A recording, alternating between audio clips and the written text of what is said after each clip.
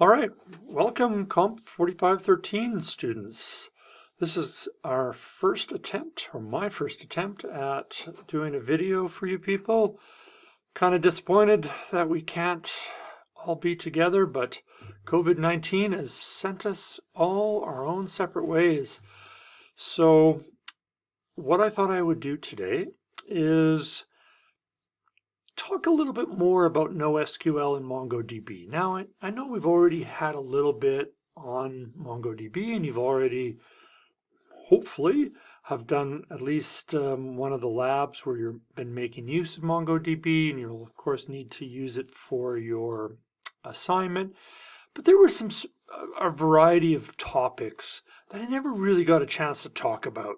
And I want to cover that up now, or address that problem now. So let's look at this noSQL. By the way, this division here, this is kind of what I'm thinking the chapter 14 in the third edition is going to look like. It's going to cover not just MySQL and PHP, it's also going to cover Mongo and Node. But here's our first try. noSQL. Let's talk about it.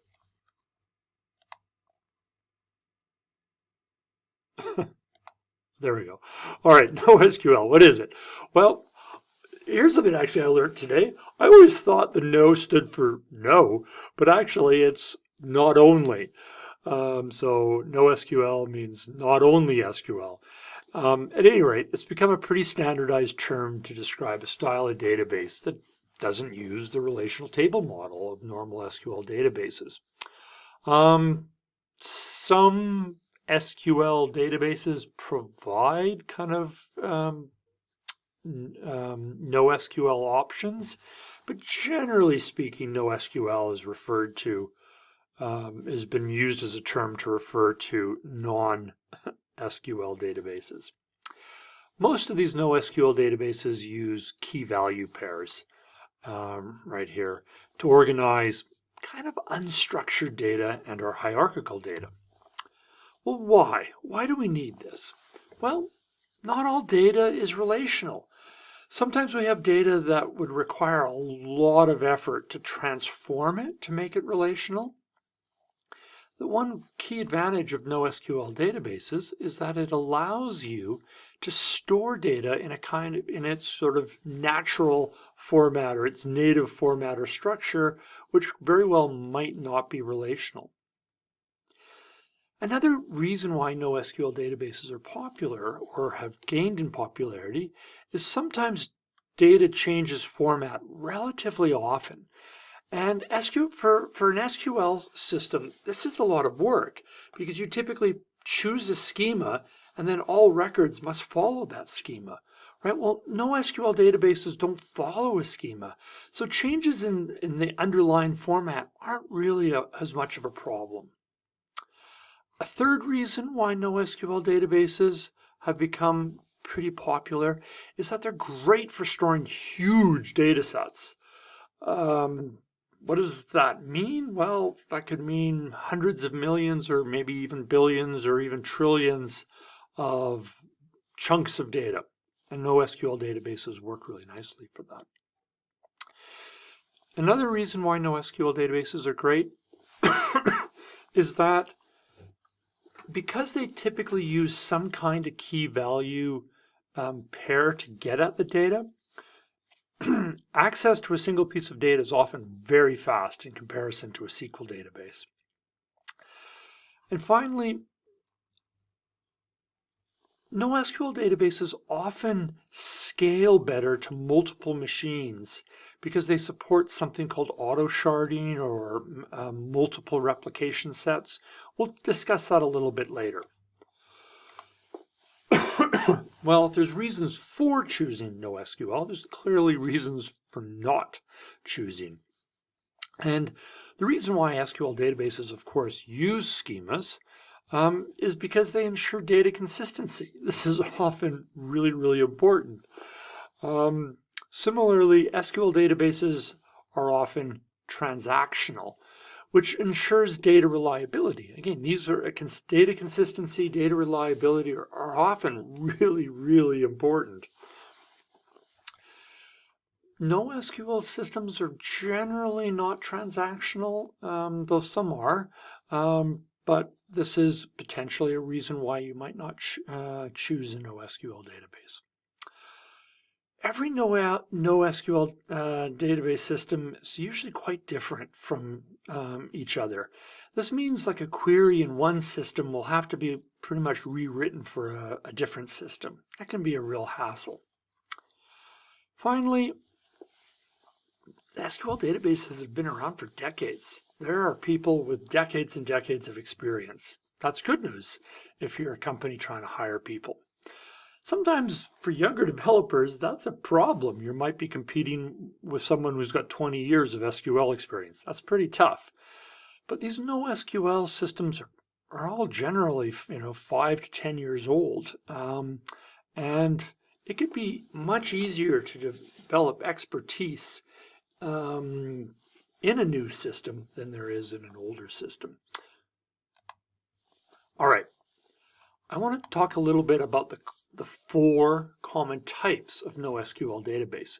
The first are key value stores. I'm going to discuss each of these shortly. There's document stores, there's column stores, and then there's sometimes called graph stores or graph databases. I guess that should be graph stores. You know what? I'm going to fix this right now. There. Graph stores. There. I feel, whoa, here they are again. There. Now we're back. Graph stores. All right, let's take a look at what each of those. So first, a key value store. Each little chunk of data has a key associated with it. So here we have our keys, and here we have our values.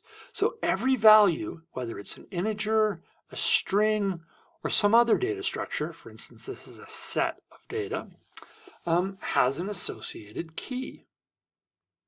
So while records in an SQL table have a single primary key field, here every value, like almost every column, if you will, has its own key. The 2 most popular examples in the web context are Memcache and Redis, and these are so important to real websites. I do want to talk a little bit about them. I'm going to talk about them right now. So here we've got a little digression on Memcache. And Memcache is an in-memory key value memory object caching system. And it's great for storing small chunks of data that need to be frequently used or accessed. Because it's in memory, it's really, really fast. But how does it scale to multiple servers? Typically, you do this by using dedicated Memcache servers. We'll look at an example in a couple of slides. But let's take a look at it of an example where Memcache might be used. So maybe we've got this home page. We want this home page to be really snappy and fast. And so, of course, it's PHP in this particular case, which means, page has got to execute. Maybe it's got to access stuff from, interact with a database or an API. That takes time, right? Here we can see, right, execute the page, which interacts with these services. It generates the markup. That markup then gets sent back. Well, that's a lot of work for every single one of these requests. And so one approach that can make dramatic improvements in speed is to cache this generated markup. So here, what we can do is after this markup has been generated by the PHP engine, what we can do is save it in our cache. Now here it says disk cache, but here just pretend that says Memcache. I just didn't feel like redrawing this diagram. Okay, so it's not a disk cache. Memcache is actually a memory cache, but the principle is exactly the same. So now when other requests come in, it checks, is there markup already cached? If there is, we can retrieve it from the memory cache, not the disk cache, right? And sent back to the browser. So this generated markup, by being stored in Memcache, can improve the performance of key pages. You wouldn't obviously do this with every page, or pages that dynamically change. This wouldn't make any sense whatsoever. But for, say, a static or a relative or almost completely static page in which you want really high performance, Memcache can make a big difference.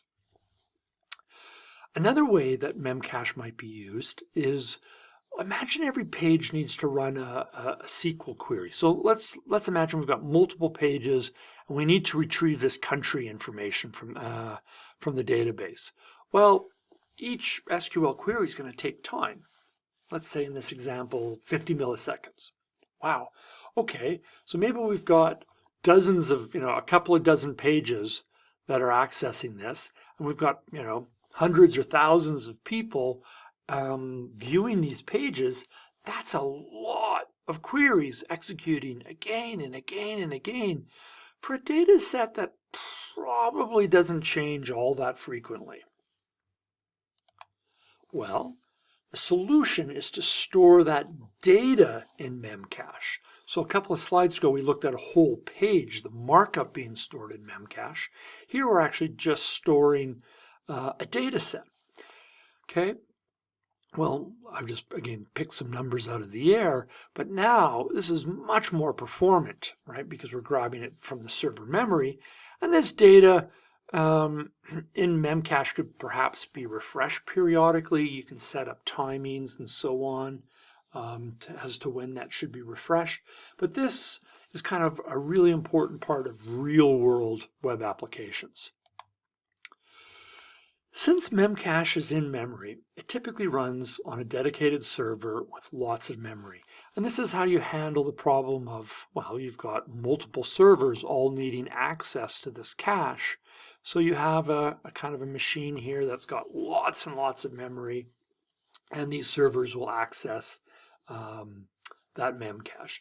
I threw a database server on here to show you, it's the same kind of principle.